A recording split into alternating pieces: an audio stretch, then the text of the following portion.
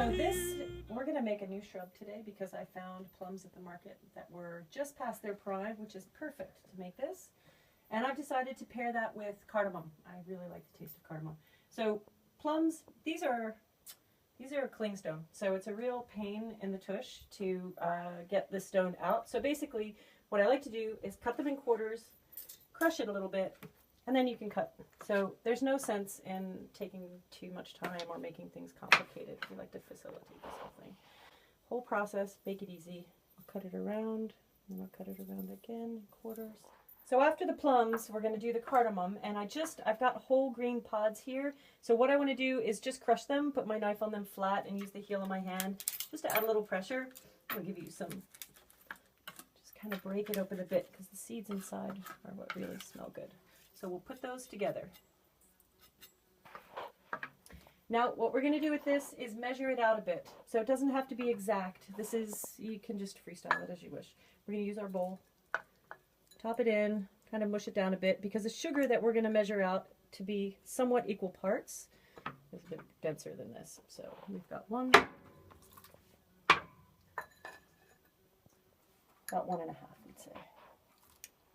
So we'll put our sugar, roughly the same quantity, a little less because it's sugar and it's going to be more than the chopped up fruit. So we'll do about that. So this we're going to toss and leave it to ferment a bit. Remember to cover it up so no little bugs get in. The bugs love to sample the fruit.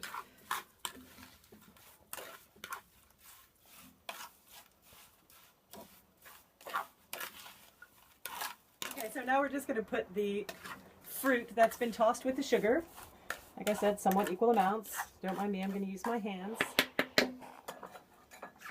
So we'll put that into any jar, any container. It really doesn't matter. You want to keep it simple. The sugar will bring out all the liquid in the plums, the flavor in the cardamom. It's going to be delicious. So I would imagine this is going to take 3 or 4 days to ferment properly, and we'll go back to the straining process. So I would wash my hands right there, but this is a fake sink because we live in Spain. We have no running water at the moment. So, but we do have mineral water over here, fresh from the spring. So we're going to cover it up. I just wanted to mention that it is really important that you use a cloth that has a fine enough weave not to let the small bugs like gnats through. So you can use a rubber band, which is really easy, or a piece of twine, which I happen to have close, and wrap that around there, make sure it's good and snug. And then this is just going to go inside, out of sunlight, relatively warm place, room temperature is fine, and left to ferment.